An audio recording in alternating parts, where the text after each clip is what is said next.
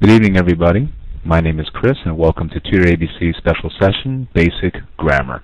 And today we'll be introducing you to simple present tense and present continuous tense. First of all, before we begin, okay, I'm sure that most of you already know what is simple present tense and present continuous. You know how the sentence structure is built. Subject, verb, subject, be verb, and a progressive tense of a verb. You already know that. But the question is, do you know when to use them? Do you know why there are some cases we cannot use them? And that will be today's main focus. You see, in English language, we have a lot of rules. We have a lot of rules, and the problem is that to those rules we have so many exceptions. And that is going to be the biggest focus I'll be focusing on today, is that we have many exceptions to these rules. But of course, just to make sure, let's see if you fully understand the basic sentence structure of the simple present tense. Keep in mind that a simple present tense sentence is simply a subject and a verb. Of course, there are cases that the verb needs an S. Okay, there are cases that the verb needs an S.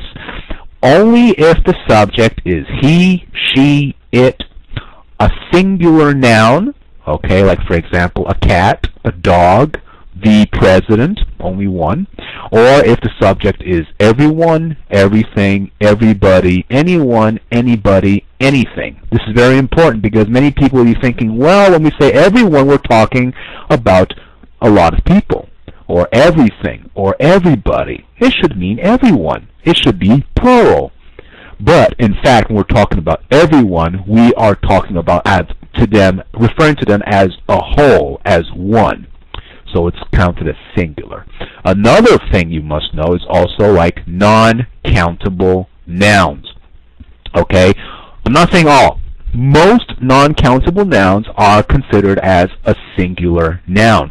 So in this case, the verb needs S. Okay? Here are some examples. For example, the moon goes round the sun. Or everybody, pay close attention, everybody has their rights. The restaurant opens at 11 and closes at 9. Alright, so if it's singular, everybody, okay, or it's he, she, it, in this case the verb must have an S. Now I'm not going to introduce you to the S rules, okay, I'm just going to make it very broad.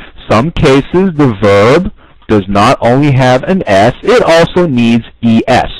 Okay, and a very simple rule, I'm not saying all, but most of the time, if the verb ends with an H, or if the verb ends with an X, or an S, or an O, most of the times, these verbs need to have ES. And it's not only for verbs, it's also for nouns who become plural. Okay, for example, wash becomes washes. Okay, fix becomes fixes. Okay, miss becomes misses. And of course the simple one like do becomes does. Alright, there are many other rules in regard of adding the S.